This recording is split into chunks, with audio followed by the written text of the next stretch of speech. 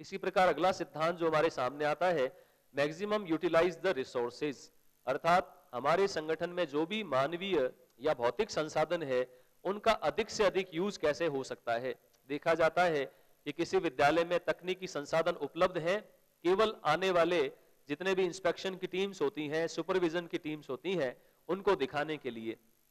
जबकि ये सिद्धांत इस बात पर जोर देता है कि अगर आपके संसाधन किसी प्रकार से वहां उपलब्ध हैं तो वह प्रत्येक विद्यार्थी कर्मचारी के लिए उपलब्ध होने चाहिए, जिससे वे अधिक से अधिक विकास के अवसर प्राप्त कर सकें। चाहे वो आपका कंप्यूटर फैसिलिटी है, इंटरनेट फैसिलिटी है या किसी प्रकार का एंटरटेनिंग फैसिलिटी है, उन सबको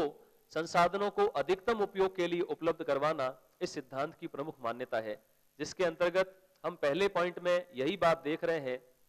कि भौतिक और मानवीय संसाधनों के अधिकतम विकास के लिए। दूसरा एक जो पॉइंट यहाँ पर जुड़ा है कि किसी भी संगठन की जो उपलब्धि है या किसी प्रकार के लक्ष्यों की प्राप्ति या तरक्की है, वह डिपेंड करती है वहां के मानवीय समुदाय पर। जितना आपका विद्यार्थी अच्छा बनेगा उतना ही उस संगठन की छवि समाज के अंदर अच्छी जाएगी और निश्चित रूप से आपको इनपुट भी और आउटपुट भी दोनों अच्छे मिलेंगे। और साथ ही वहां का जो टीचिंग स्टाफ है उसके उत्थान के लिए, उनके रिफ्रेशमेंट के लिए या उनके ओरिएंटेशन के लिए आप कौन सी सुविधाओं को ज्यादा से ज्यादा वहां उपलब्ध करवा सकते हैं, तो ऐसी धारणा इस सिद्धांत की प्रमुख विशेषता है। दूसरे रूप में यदि हम बात करें बेसिक नीड्स की, जो मूलभूत आवश्यकताएं हैं,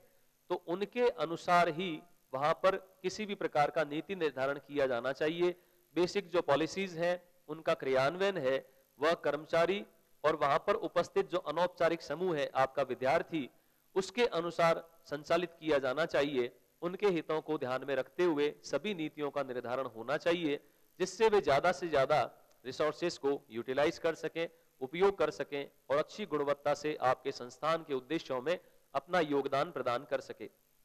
चौथे रूप में किसी भी प्रकार की समस्या के समाधान के लिए जो हमारे लोकल और अवेलेबल रिसोर्सेज हैं उनका उपयोग कैसे करना है, इस बात को भी हमें देखना है। कई बार देखने में आता है किसी भी संस्थान में जो रिमोट एरियाज में होते हैं, जहां लोकल रिसोर्सेज उपलब्ध होते हुए भी बाहर के व्यक्तियों को ज्यादा अवसर प्रदान किए जाते हैं, तो वहां के व्यक्ति जो है वो रोजगार के अवसर से वंचित हो जाते हैं, किसी प्रकार के लाभ से वंचित हो जाते हैं और बाहर से आने वाले लोग उस संस्थान से कहीं ना कहीं पूंजीगत या विभिन्न प्रकार के जो लाभ है वो प्राप्त करते हैं। तो कहीं ये बात सिद्ध हो जाती है कि आन गांव का सिद्ध, जो बात हम कह सकते हैं कि घर का जोगी जोगना और आन गांव का सिद्ध। तो इस प्रकार से बाह्य तत्वों को ज्यादा प्राथमिकता देना, तो यह सिद्धांत इस बात पर जोर देता है कि हम लोकल रिसोर्सेस को या जो उपलब्ध संसाधन है उन्हीं में अपना काम किस प्रकार से चला सकते हैं और हम पूंजीगत कहीं न कहीं सीमित संसाधनों में अच्छा कार्य कैसे निकाल सकते हैं। अगले रूप में जो सिद्धांत है फ्लेक्सिबिलिटी का या लचीलेपन का सिद्धांत, तो इसमें करिकुलम के अंतर्गत जैसा कि पूर्व में मैंने आपको बताया कि पाठ्यचर्या को प्रेजेंट सिनेरियो के अकॉर्डिंग और सामाजिक आवश्यकताओं के अकॉर्डिंग समय समय पर चेंजेस लाना और पाठ्यचर्या के साथ साथ पाठ्य सहगामी क्रियाओं के जो अलग अलग संचालन होते हैं उनमें परिवर्तन लाना, जो हमारी सोशल नीड को या प्रेजेंट सिनेरियो को फुलफिल कर सकें, उसके लिए हम समय समय पर नवाचार करें और लचीलेपन के गुण को अपनाते हुए अपनी पाठ्यचर्या में नवाचारों के लिए सदैव तैयार रहें। दूसरे रूप में टीचिंग मेथड्स और टेक्निक्स की जो बात करते हैं, तो आप देख सकते हैं कि किसी भी एक विधि या प्रविधि का फॉलोअप कर आप प्रत्येक क्लास के विद्यार्थी को नहीं बढ़ा सकते हैं। फॉर एग्जाम्पल, यदि आपको प्ले वे मेथड का यूज करना है तो वह निश्चित रूप से 4th और 5th स्टैंडर्ड तक के बच्चों के लिए, जो प्राथमिक स्तर के बच्चे होते हैं, उनके लिए खेल विधि उपयोगी हो सकती है। यदि खेल विधि को आप माध्यमिक स्तर पर ले जाना चाहते हैं तो वह वहां पर असफल भी सिद्ध हो सकती है। इस प्रकार से आप बच्चों के स्तर के अकॉर्डिंग,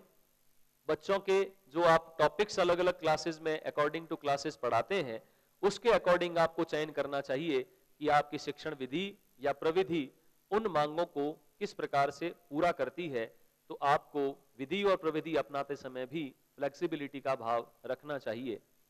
एप्रोप्रिएट प्रोसीजर जो है उनके अकॉर्डिंग कुछ चेंजेस करने के लिए भी आपको कार्य करना चाहिए और अलग अलग प्रक्रियाएं जो पूर्व निर्धारित होती हैं उसी के अकॉर्डिंग आपके संस्थान में विभिन्न गतिविधियां चले और समय समय पर जो चेंजेस आए वो एक निश्चित प्रक्रिया से ही होना चाहिए। अचानक से कर दिया जाने वाला परिवर्तन हो सकता है समूह में कार्यरत व्यक्तियों को पूरी तरह से स्वीकार्य न हो सकता है आपके महाविद्यालय में जो पढ़ने वाले विद्यार्थी हैं वो उसको अपोज कर दें या किसी प्रकार के निर्णय को मानने से मना कर दें, तो ऐसी भी संभावनाएं बनती हैं। तो किसी भी प्रकार का जो चेंज है अकॉर्डिंग टू रूल्स होना चाहिए, अकॉर्डिंग टू एप्रोप्रिएट प्रिंसिपल होना चाहिए, प्रोसीजर होना चाहिए, यह फ्लेक्सिबिलिटी का सिद्धांत हमें बताता है। अदर प्रिंसिपल्स में यदि बात करते हैं तो हमारे सामने आते हैं कोऑर्डिनेशन और कोऑपरेशन का, जिस पर हम काफी बात कर चुके हैं। Equality in opportunities for education like to right to education, अर्थात शिक्षा की प्राप्ति के लिए समाज के सभी वर्गों में, चाहे वो किसी भी जाति, धर्म या लिंग का हो, उसे शैक्षिक अवसर जो है वो समानता पूर्वक प्रदान करने चाहिए, ये इस सिद्धांत पर बल देता है। इसी प्रकार कंस्ट्रक्टिव एंड आइडियल वर्क की शिक्षा संस्थान में विद्यार्थी के विकास के लिए आप अधिक से अधिक सृजनात्मक कार्यों का डेवलपमेंट कैसे कर सकते हैं, विद्यार्थी में सृजनशील दक्षताओं को कैसे बढ़ा सकते हैं, वह तभी संभव है जब आपके द्वारा वहां पर सृजनात्मक कार्यों का संचालन अधिक से अधिक किया जाए। दूसरे रूप में यदि हम बात करते हैं डिसेंट्रलाइजेशन की, तो विकेंद्रीकरण का सिद्धांत हमें इस बात के बारे में बताता है कि किसी भी प्रकार की शक्ति एक अधिकारी में निहित नहीं होती, बल्कि अधिकारी के साथ साथ जितने भी कार्यरत वहां पर कर्मचारी हैं उनके बीच में सत्ता का हस्तांतरण कर दिया जाना चाहिए, कार्यों का वितरण कर देना चाहिए और अलग अलग कार्यों को अलग अलग विभागों में बांटकर ही हम किसी भी कार्य को सफलतापूर्वक संचालित कर सकते हैं। जिसमें अलग अलग जो विकेंद्रीकरण के प्रोसीजर हैं उसमें आप देख सकते हैं क्यूरिकुलम डेवलपमेंट का काम एक अलग प्रकार के संगठन या एक प्रकार के समूह को सौंपा जाए जो पाठ्यचर्या निर्माण के लिए विशेषकर कार्य करे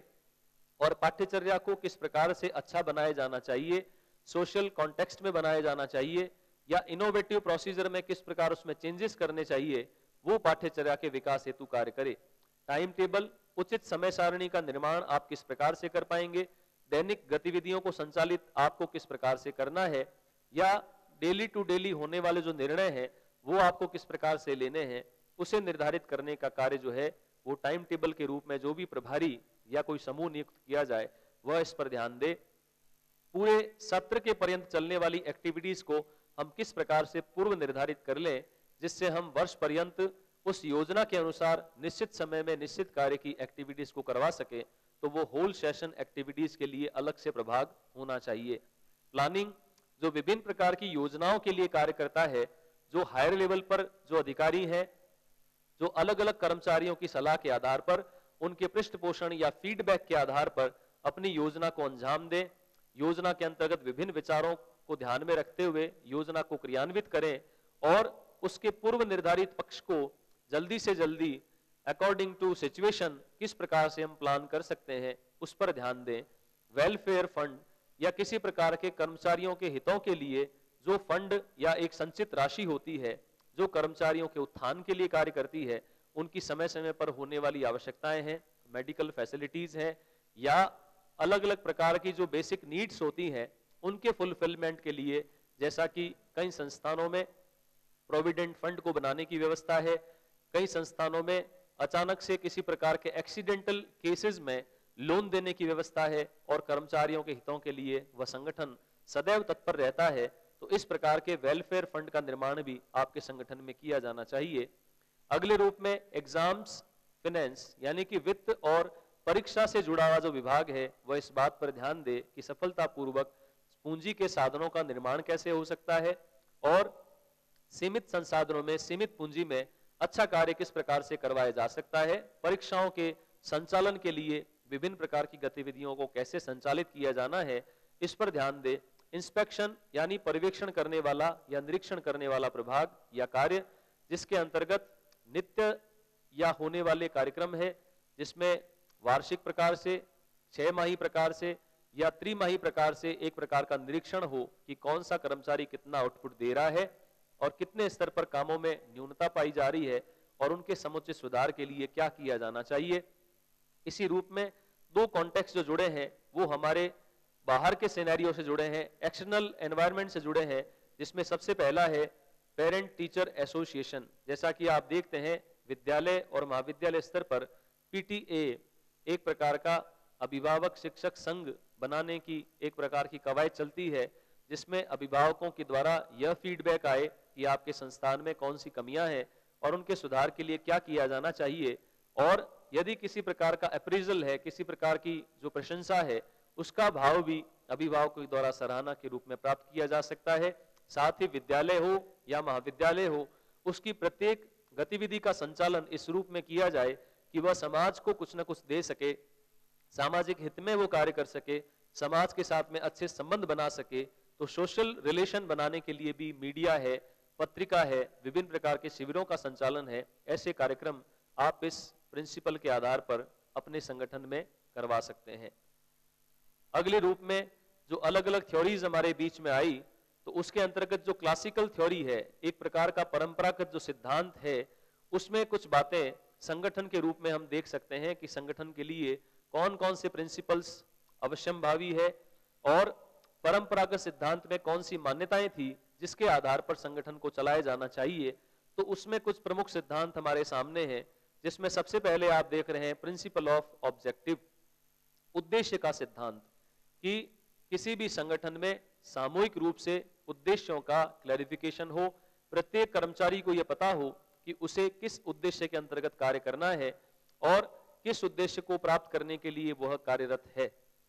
तो उद्देश्यों की स्पष्टता वहां होनी चाहिए और उन्हीं उद्देश्यों के अकॉर्डिंग सारे कर्मचारी उसी भाव को निहित रहते हुए उन उद्देश्यों की प्राप्ति में अपना सहयोग प्रदान करें। तो इसे हम उद्देश्यों का सिद्धांत कह सकते हैं। स्पेशलाइजेशन, आप डिफरेंट फील्ड में आप देखते हैं कि स्पेशलाइजेशन का जमाना आज की आधुनिक संकल्पना कहा जा सकता है। तो इसे मैं एक छोटे से उदाहरण से आपको बताऊं कि डॉक्टर्स जो फिजिशियंस होते हैं वो आपके फिजिकली सभी एक्टिविटीज को या डिजीजेस को जानते हैं, लेकिन स्पेशलाइज्ड डॉक्टर का मतलब है कि यदि कोई कान का इलाज करने वाला है तो वह कान के लिए ही अपना पूरा कार्य करता है, यदि कोई आंख के इलाज के लिए कार्य करता है तो वह समस्त अपनी गतिविधियां आंख पर केंद्रित रखता है। उसी प्रकार से आपके संगठन में किस प्रकार कर्मचारी एक विशेष फील्ड में महारत हासिल कर सकता है, उसके अनुसार उसे कार्य दिया जाना चाहिए, उसकी रुचि के अकॉर्डिंग, ताकि उसका किसी भी एक पर्टिकुलर फील्ड में स्पेशलाइजेशन हो सके, विशेषीकृत योग्यता वो तैयार कर सके, प्रदान कर सके और अपना कोई कंट्रीब्यूशन संस्थान में दे सके। उसे हम विशिष्टीकरण का सिद्धांत कहेंगे। अगले रूप में स्पान ऑफ कंट्रोल, नियंत्रण का जो क्षेत्र है वह भी डिसाइड होना चाहिए। प्रत्येक व्यक्ति को यह पता होना चाहिए कि उसकी सीमाएं या एक प्रकार का आदेश देना, निर्देश देना, उसकी सीमाएं कहां तक हैं, वो कहां तक किसी भी कर्मचारी को बाध्य कर सकता है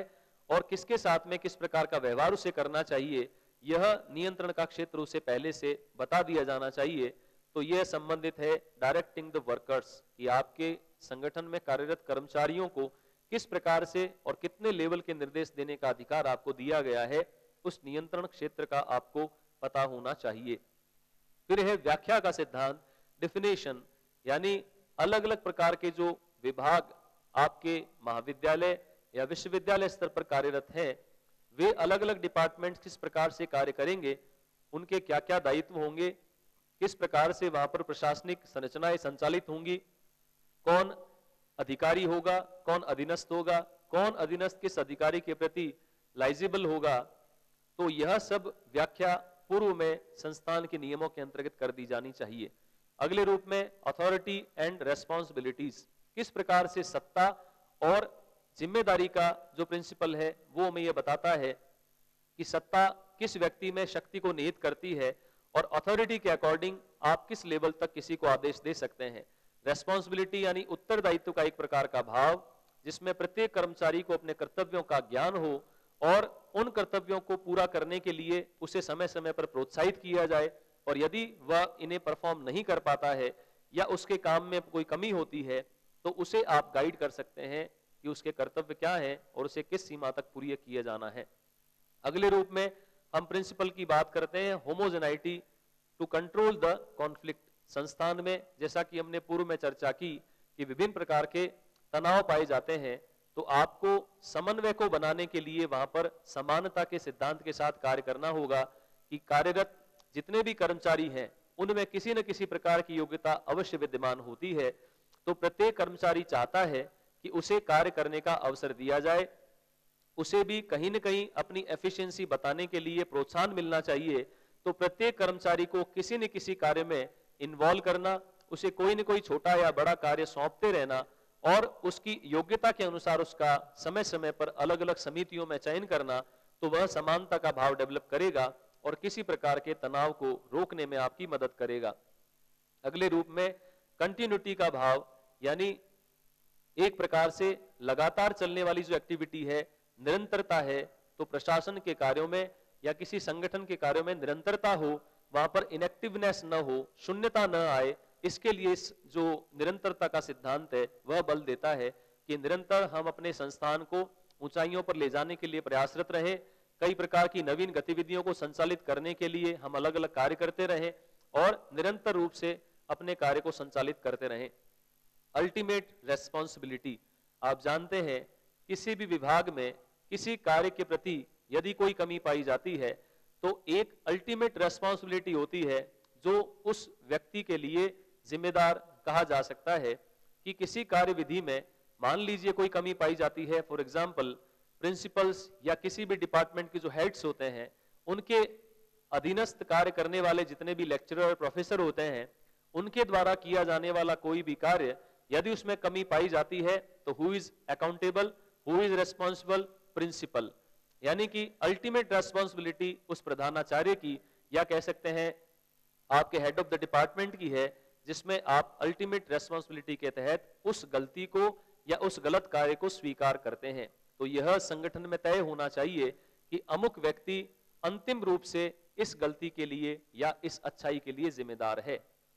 अगले रूप में स्केलर चेन, यानी जो हायरार्किकल एक प्रकार की थ्योरी, कल हम उसके बारे में डिस्कस कर रहे थे कि जो भी आदेश या निर्देश है, कमांड है, वो हायर लेवल से लोअर लेवल की तरफ चलती है। अर्थात जो अधिकारी होते हैं वो अधीनस्थों को संदेश देते हैं, अधीनस्थ अपने अधीनस्थों को संदेश देते हैं। इस प्रकार यह जो स्केलर चेन है वह संगठन में पाई जानी चाहिए कि उच्च अधिकारी से निम्न अधिकारी तक वह संदेश या संप्रेषण, आदेश या निर्देश किस रूप में पहुंचना चाहिए, इसके बारे में सबसे पहले डिफाइन किया जाना चाहिए। अगर हम क्लासिकल थ्योरी के बाद में बात करते हैं मॉडर्न थ्योरीज की, जो आधुनिक सिद्धांत हैंस और मैसी के द्वारा हमारे बीच में रखे गए, तो जिसमें सबसे पहला आता है फॉर्मलिज्म का सिद्धांत, जिसको हम औपचारिक सिद्धांत मान सकते हैं। और फॉर्मलिज्म के सिद्धांत में जो प्रमुख धारणाएं हमारे सामने हैं, तो उन्होंने ये बात बताई कि clarity in work, accountability level etcetera, यानी कि हमारे कार्यों में, उत्तरदायित्व के भाव में, स्तरों में कि कौन किस स्तर पे कार्य करता है और किस प्रकार से हम उत्तरदायित्व का भाव विकसित कर सकते हैं, उसके बारे में सबसे पहले अकाउंटेबिलिटी होनी चाहिए। फॉर्मलिज्म जो औपचारिकता का सिद्धांत है, उसमें अगले बिंदु के रूप में proper guidance and planning required for subordinates, अधीनस्थों के लिए एक प्रकार के निर्देशन या कह दें कि सुझाव के लिए या योजना के लिए एक प्रॉपर चैनल होना चाहिए जो उन्हें यह बता सके कि उनके अधिकार क्या हैं और उन्हें योजनाबद्ध तरीके से किस प्रकार से कार्य करना है। एक प्रकार के गाइडेंस का कार्य भी इस सिद्धांत की मान्यता है कि वह अधीनस्थों के लिए होना चाहिए, जिससे उन्हें समय समय पर यह पता चलता रहे कि उन्हें किस दिशा में जाना है और कितने रूप में कार्यों को अंजाम देना है। To define the area and limits of authority workers, कि जो भी अथॉरिटी है या सत्ता है जो किसी कार्य को रेस्पॉन्सिबिलिटी या अकाउंटेबिलिटी के आधार पर स्वीकार करती है, और साथ में उसके कार्य करने वाले जो कर्मचारी हैं उनके एरियाज, क्षेत्र और उनकी सीमाएं जो है वो पूर्व निर्धारित होनी चाहिए। उन्हीं सीमाओं के अंतर्गत वो कर्मचारी कार्य करे और उन्हीं सीमाओं के अधिकार अंतर्गत वह अधिकारी अपने अधिकारों का प्रयोग करे। यह मान्यता है फॉर्मलिज्म या औपचारिक सिद्धांत की। दूसरे सिद्धांत के रूप में आप देख रहे हैं, मेरे एरो पर ध्यान देते रहिएगा, जिसमें आपके सामने है स्पॉन्टेनिटी सिस्टम, यानी स्वतः सक्रिय सिद्धांत। इस सिद्धांत की यह मान्यता है कि मानवीय जो विभिन्न प्रकार के कारक हैं, साइकोलॉजिकल जो फैक्टर्स हैं, वो डिपेंड करते हैं, उन पर डिपेंड करता है कि आपका कर्मचारी आपके संगठन में किस प्रकार से उपलब्धि प्रदान करता है। और ये स्वतः सक्रिय सिद्धांत जो है वो बेसिकली बेस्ड था ऑर्थोन प्रयोग और इलिनॉय कंपनी के लिए जो प्रयोग किए गए थे। और उन्होंने ये इन एक्सपेरिमेंट में जानने का प्रयास किया कि वर्कर की एफिशिएंसी कौन कौन से कारकों से प्रभावित होती है। जैसा कि टेलर के सिद्धांत में भी आपने देखा कि बीच में किसी विश्राम के न होने से किसी कर्मचारी की उपलब्धि पर उसका नकारात्मक प्रभाव पड़ता है। उसी प्रकार से यदि किसी व्यक्ति की साइकोलॉजिकल नीड्स किसी संस्थान में पूरा नहीं होती है तो उसका भी नेगेटिव इफेक्ट उस संस्थान की टोटल जो क्वालिटी है या प्रोडक्टिविटी है उस पर पड़ता है। तो यह मनोवैज्ञानिक आवश्यकताओं पर आधारित एक सिद्धांत है जिसमें इस बात पर जोर दिया गया कि मानवीय कारकों की उपेक्षा किसी भी संगठन में नहीं की जानी चाहिए, बल्कि प्रत्येक कर्मचारी की मनोवैज्ञानिक आवश्यकताओं को ध्यान में रखते हुए हमें किसी भी प्रकार का निर्णय संगठन में लिया जाना चाहिए। इसी प्रकार maintain fatigue incentives working environment enhances the capacity. तो जो हमने पहले बात की थकान का फैक्टर, इंसेंटिव यानी दिए जाने वाले लाभांश, और वहां पर किस प्रकार का वर्किंग एनवायरनमेंट है, किस प्रकार के लोग या व्यवहार वहां पर व्याप्त है, उसका नेगेटिव या पॉजिटिव इफेक्ट आपके कर्मचारी पर पड़ता है और वो उसकी कार्यक्षमता को पॉजिटिवली होने पर बढ़ा देता है। और वही एनवायरनमेंट यदि नेगेटिव है तो उस चीज को वो कहीं ना कहीं नेगेटिवली प्रभावित करता है। मॉडर्न थ्योरीज में और भी कुछ सिद्धांत जो हम मुख्य रूप से देख सकते हैं, उसमें प्रिंसिपल ऑफ पार्टिसिपेशन हमें इस बात के लिए बताता है कि सभी गतिविधियां जो है वो सहभागिता के आधार पर होनी चाहिए। सभी गतिविधियों में कार्यरत कर्मचारियों को अलग अलग प्रकार के अवसर प्रदान किए जाने चाहिए। सामूहिक गतिविधियों को ज्यादा से ज्यादा स्थान दिया जाना चाहिए जिससे प्रत्येक कर्मचारी को सहभागिता का भाव डेवलप हो सके कि मैं भी संस्थान के सहयोग के लिए कुछ न कुछ कार्य कर रहा हूं। अगले रूप में यदि हम बात करते हैं चैलेंजेस रेस्पॉन्सेस की, तो समय समय पर जो अलग अलग स्वीकृति और एक प्रकार की चुनौतियां कर्मचारियों के सामने आती है तो उससे उनमें इनिशिएशन करने की, उत्साहपूर्वक कार्य करने की क्षमताओं में वृद्धि होती है। तो समय समय पर संगठन में कर्मचारियों के लिए चुनौतीपूर्ण कार्यों को सौंपा जाना चाहिए जिससे उस रेस्पॉन्सिबिलिटी को स्वीकार कर वे अलग अलग प्रकार के चुनौतीपूर्ण कार्यों को कर सकें। विशेषीकरण के सिद्धांत के बारे में पूर्व में आपको बताया जा चुका है। डायरेक्टिव एक्शन यानी कि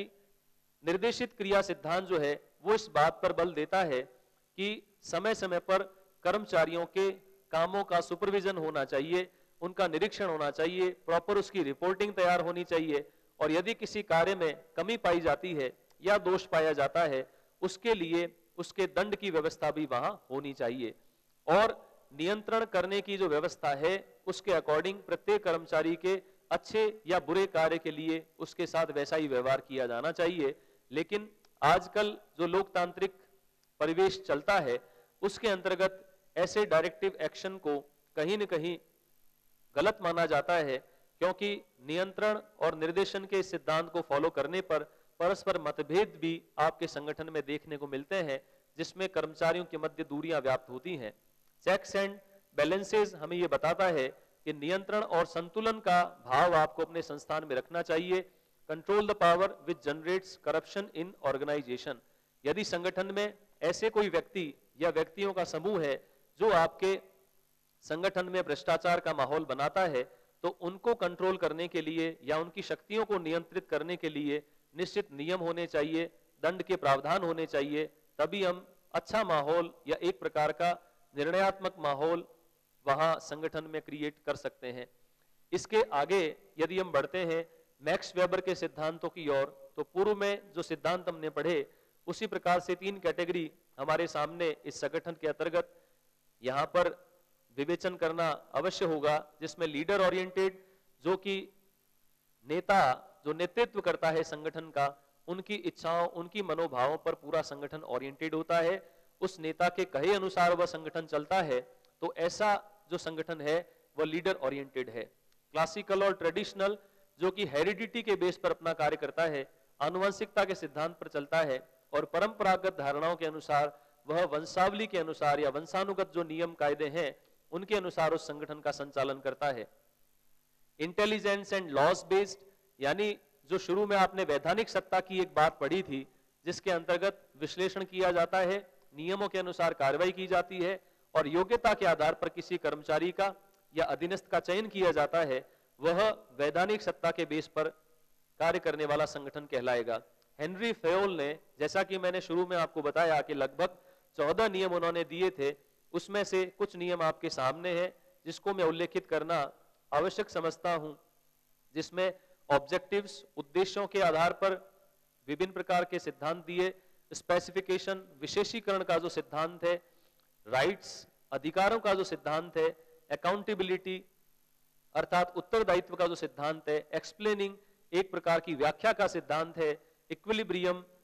संतुलन का सिद्धांत है, एक्सेप्शन यानी अपवाद का सिद्धांत है कि अपवाद स्वरूप कई कर्मचारी या संगठन में कार्य करने वाले व्यक्ति अलग मान्यताओं के पाए जाते हैं, कंटिन्यूटी यानी कि एक प्रकार का निरंतरता का सिद्धांत है जिसमें निरंतरता पूर्ण कार्य करने पर बल दिया गया, सीरीज बेस्ड श्रेणीकरण का सिद्धांत कि परस्पर कार्य करने वाले कर्मचारी एक दूसरे के साथ में श्रेणीबद्ध रूप से कोऑपरेशन करके कोई कार्य करें, इजी गोइंग प्लान सरलता से चलने वाली योजना, और कंट्रोल एरिया यानी नियंत्रण के लिए जो क्षेत्र होता है उसके अनुसार हेनरी फेयोल के ये प्रमुख सिद्धांत आपके सामने। आइडियल ब्यूरोक्रेसी एक प्रकार का आदर्श रूप से जो नौकरशाही पाई जाती है,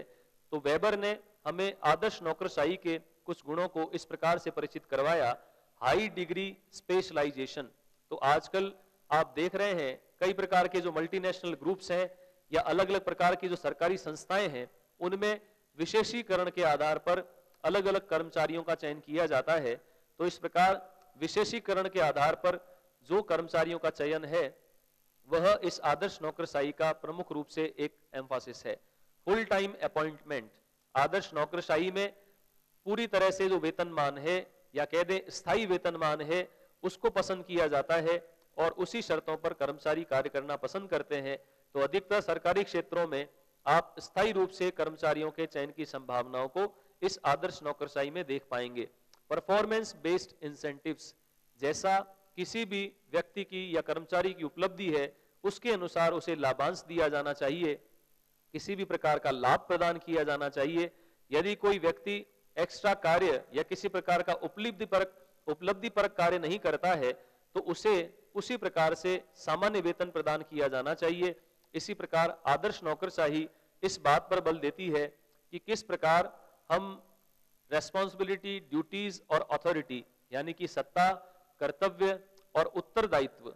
किस किस प्रकार से कौन से कर्मचारी और किस अधिकारी के पास रहेंगे, इनके अंदर पूरी तरह से एक स्पष्टता होनी चाहिए,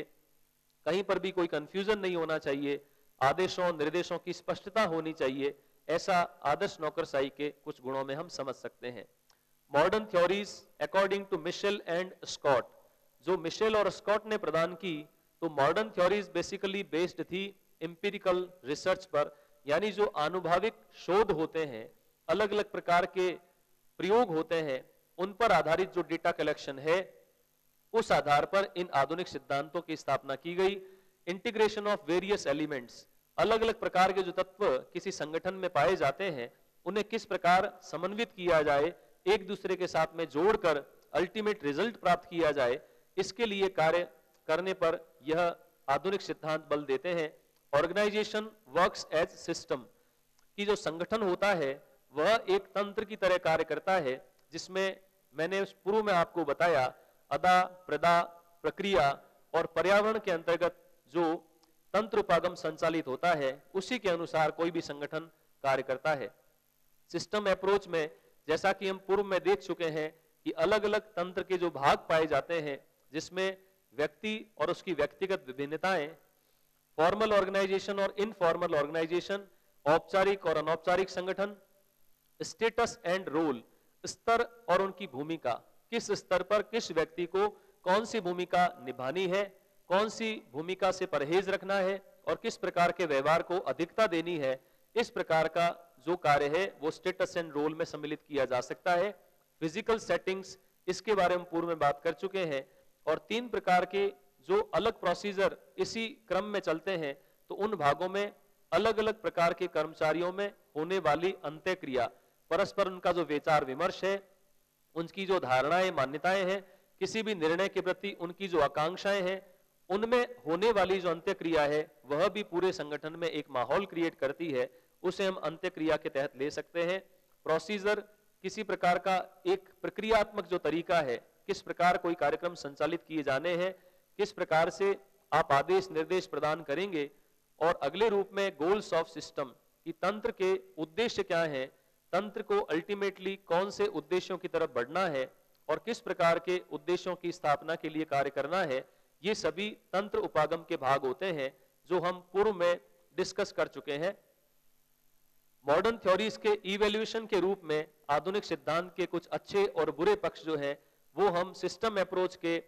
लिमिट्स और डीमेरिट्स के तहत ही देख सकते हैं, जिसमें यह मॉडर्न थ्योरीज जो है वो इंटीग्रेटेड अप्रोच पर बात करती है, समन्वित रूप से सभी तंत्र के अंगों को परस्पर जोड़कर किस प्रकार हम अपना कार्य एनी हाउ अच्छे और सफलतापूर्वक ढंग से करवा सकते हैं, ऐसी अप्रोच पर आधारित है हमारी आधुनिक सिद्धांत। कॉम्प्रिहेंसिव एंड ब्रॉड आइडियाज, जो वृहद और एक प्रकार के विश्लेषणात्मक आइडियाज हैं, विचार हैं, उन पर आधारित है मॉडर्न थ्योरीज, जिसके अंदर रिपोर्टिंग करना, विभिन्न प्रयोगों के आधार पर निर्णय लेना, डेटा कलेक्शन करना, इस प्रकार का ब्रॉड एस्पेक्ट इन आधुनिक सिद्धांतों में पाया जाता है। आधुनिक सिद्धांत इस बात पर भी बल देते दिखाई देते हैं कि लचीलापन प्रशासन में या संगठन में होना चाहिए और कहीं पर भी समझौता करने की जो मुद्रा है उसके अंतर्गत एक प्रशासक को कार्य करना चाहिए और संगठन के विभिन्न कार्यों को परस्पर समन्वय और सद्भाव से पूरा करने की चेष्टा करनी चाहिए। डायनामिसिटी यानी गत्यात्मकता का जो पक्ष है, लगातार किसी भी ऑब्स्टेकल को आने से रोकने का वहां पर प्रयास होना चाहिए। किसी प्रकार का बैरियर, कर्मचारी की असंतुष्टि, हड़ताल, स्ट्राइक, ये जो भी कार्य आपके संगठन के उद्देश्यों को बाधित करते हैं उन्हें रोकने के लिए और लगातार स्मूथ एनवायरनमेंट किस प्रकार आप बना सकते हैं, अच्छा वातावरण कैसे निर्माण कर सकते हैं, इस पर बल देने की ये बात करते हैं। डीलिमिटेशन में यदि हम बात करें तो यहाँ पर लेकिंग ऑफ फोरकास्टिंग, भविष्योन्मुखी ये जितने भी सिद्धांत है वो नहीं है, भविष्य की और इनका विजन नहीं है, केवल ये तथ्यों पर आधारित है। Mphasis on adaptation in environment, क्योंकि मॉडर्न थ्योरीज में इस बात पर बल दिया गया कि जैसी परिस्थिति हो उसके अनुसार व्यक्ति को ढल जाना चाहिए, अर्थात हमेशा समझौता कर लेना चाहिए। तो इस बात को कहीं न कहीं गलत माना गया कि कर्मचारियों के हितों पर कुठाराघात होने पर हर स्थिति में वो उसमें एडप्ट नहीं हो सकता है, इस बात को लेकर इसका विरोध हुआ। लेकिंग ऑफ प्रैक्टिकल अप्रोच कि प्रयोगों पर यह कम आधारित था, बल्कि केवल टोटल फैक्ट्स पर और केवल सिद्धांतों पर यह ज्यादा आधारित रही हमारे आधुनिक सिद्धांत। इस प्रकार से जो आधुनिक अलग अलग प्रकार के सिद्धांत हैं उनकी डीलिमिटेशन से हमने जाना कि इन सिद्धांतों में, आधुनिक सिद्धांतों में क्या कमियां पाई गई और उन्हें किस प्रकार से दूर किया जा सकता है। तो आज हमने इकाई तृतीय के अंतर्गत यह देखा कि कोई भी संगठन किस सिद्धांत को फॉलो करके अपने अच्छे से अच्छे उपलब्धि परक कार्यों को अंजाम दे सकता है और वह सिद्धांत उस संगठन के संचालन के लिए कैसे जिम्मेदार होते हैं और किस प्रकार उन सिद्धांतों की सहायता से हम एक अच्छे प्रशासक बन सकते हैं। शिक्षा के क्षेत्र में जुड़े हुए जो विभिन्न प्रशासनिक पद हैं उनके ऊपर रहते हुए, उन पर कार्य करते हुए हम संगठन को सफलतापूर्वक कैसे संचालित कर सकते हैं और मैक्सिमम आउटपुट दे सकते हैं। अलग अलग धारणाओं और सिद्धांतों के माध्यम से हमने जाना शैक्षिक संगठन के सिद्धांतों को।